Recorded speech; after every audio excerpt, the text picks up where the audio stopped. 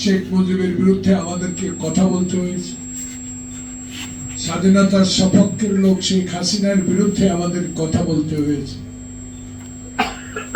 1 মিনিটে যারা গণতন্ত্র হত্যা করে বাংলাদেশে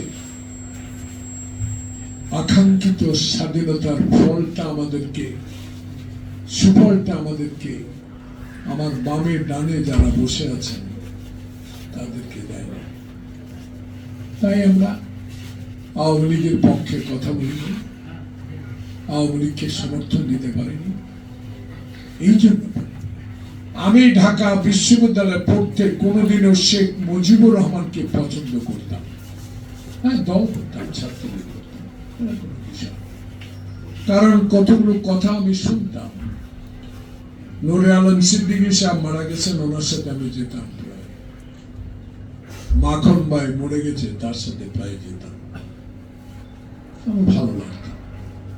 তার প্রমাণ হলো উনি বন্দিদশা থেকে এসে যখন পার্লামেন্টে নিজের দলকে হত্যা করে, গণতন্ত্রকে হত্যা করে, সকল সাংবাদিকের স্বাধীনতা হরণ করে, সকল পত্রিকা বন্ধ করে দিয়ে নিজের মনের মতো কয়েকটি পত্রিকা চালু রেখেছে, সেটি আজকে উঠিয়ে দিচ্ছেন রুরাল জার্নালিস্ট ফাউন্ডেশন, যে আমরা পত্রিকার লেখনের স্বাধীনতা চাই, সাগর নুরি হত্যার বিচার চাই, আমরা বাঁচতে চাই, আমরা কথা বলতে চাই। আজকে ইতিহাস অনেক বলার প্রয়োজন নেই, অতীত অতীত। আমি একটা রেকর্ড অনেকদিন পর আমার টেলিফোনে একজনে পাঠালো, আমার মনেও নেই। পার্লামেন্টে আমি বলছিলাম, যখন খোকাকে আমাকে প্রথম 96 সালে গুলি করে যাত্রাবাড়ি ব্রিজের উপর, নোমান আমি খোকা রক্তাক্ত অবস্থায় পিজি হাসপাতালে ভর্তি হই, তখন সংসদে দাঁড়িয়ে একজন বলেছিল গরুর রক্ত, ছাগলের রক্ত মেখে ওরা হাসপাতালে ভর্তি হয়েছে। 2008 সালে নির্বাচনে কেন গেলেন ইতিহাসে বলতে চাই না। আমি বেগম জিয়া আমার নেত্রীকে জিজ্ঞাসা করলাম, এই নির্বাচনে কেন যাবেন? 111 সরকারকে আমি বিশ্বাস করি না। মইন আমার পাশের বাড়ি, আমি যখন চৌনি গেল যে বিপিজি ছিলাম, আমি তার পরিবারকে চিনি, এরা পুরা আওয়ামী লীগের, একে বিশ্বাস করে যাবে। উনি আমাকে একটা কথা বলেছে, কথা কম কাজ বেশি, নির্বাচনে যাব, সামরিক শাসকদের এই প্রশাসকদের এই জরুরি অবস্থা প্রত্যাহার করার প্রয়োজন, নাহলে জনপ্রতিনিধিরা কোনো ধরনের ক্ষমতায় আসতে পারবেন। বিশ্বাস করলেন, গেলেন, 25টা সিট পাইলাম, কথা হইলো, কথা বললাম, দায়িত্ব দিলেন, দায়িত্ব পালন করলাম। এখন মারা গেছেন সারা খাতুন, মনে হোম মিনিস্টার ছিলেন, সেখানে উনি একটা কঠিন বক্তব্য দিলেন। তখন আওয়ামী লীগের সাধারণ সম্পাদক আশরাফ ভাই জীবিত,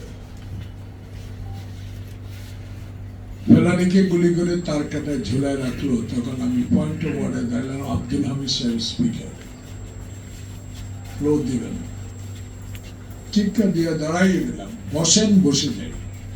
স্পিকারকে মানতে হয়, আপনি বসেন, বসে যাই, আবার দাঁড়ান, ফ্লোর কিন্তু এত শক্ত কঠিন লোক, উনি বুঝতে পারে কে কি করবে। তবুও দাঁড়ালাম, শেষ মুহূর্তে দিল। দেওয়ার আগে আবার হাত তুলে বসলো আশরাফ সাহেব, তখন সাধারণ সম্পাদক নেওয়া হলো। উনি বলল, আমাদের কোন এক সদস্য, মনে হয় জাতীয় পার্টির সভাপতি আমদানি, উনি তার আগে একটা প্রশ্ন উত্তর করেছেন, একটা নোটিশ দিয়েছিল যে ফেলানির লাশ কেন, বর্ডারে গুলি কেন। এটা উত্তর উনি বলেছিলেন যে একটু ভর্তিই থাকবে লাশ, কিছু করার। যাক, ওই ব্যাপারে আমাদের মহরম জাসদের, মনে হয় নাকি জাসদের, মারা গেছে চট্টগ্রামে, 2018 ছিল, বাদল ভাই,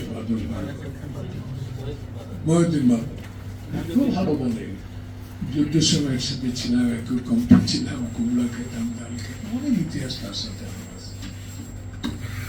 সে একটা খারাপ বক্তব্য দিল, তখন ওই দলের সাথে ওর একটা লাইন ছিল, আমি ওনাকে পাশে বসে বুঝাবার চেষ্টা করলাম। দেখ, সেটার উত্তর দিতে গিয়ে আমি বললাম, এটা রেকর্ড আজকে পাইলাম, 15 বছর। উনি বলেছে যে খালেদা জিয়াকে প্যাকেট করে শেখ হাসিনা, আমি ছিলাম না ওদিন পার্লামেন্টে, আমার ওনার কোনো একটা কাজে বাইরেছে। পরে আমাকে একজন বললো যে শেখ হাসিনা বক্তব্য দিয়েছে, এর উত্তর তোমাকে দিতে হবে, ম্যাডাম আজকে আসবে না, মধুর সাহ থাকবে না। উনি বলেছেন যে যারা সংসদে আমার বিরুদ্ধে, বাইরে আমার বিরুদ্ধে কথা বলে ওদেরকে প্যাকেট করে পাকিস্তান পাঠিয়ে দেবে। আমি উত্তরে বলেছিলাম, ইনশাল্লাহ একদিন সময় আসবে আপনাকেও প্যাকেট করে হিন্দুস্তানে পাঠানো হবে। তার প্রমাণ হলো ছাত্র জনতার এই বিপ্লব, এই রক্ত, এই আন্দোলন। শেখ হাসিনা কিন্তু নাই এখন। সাইবুল ভাই বলেছে, আর ওদিকে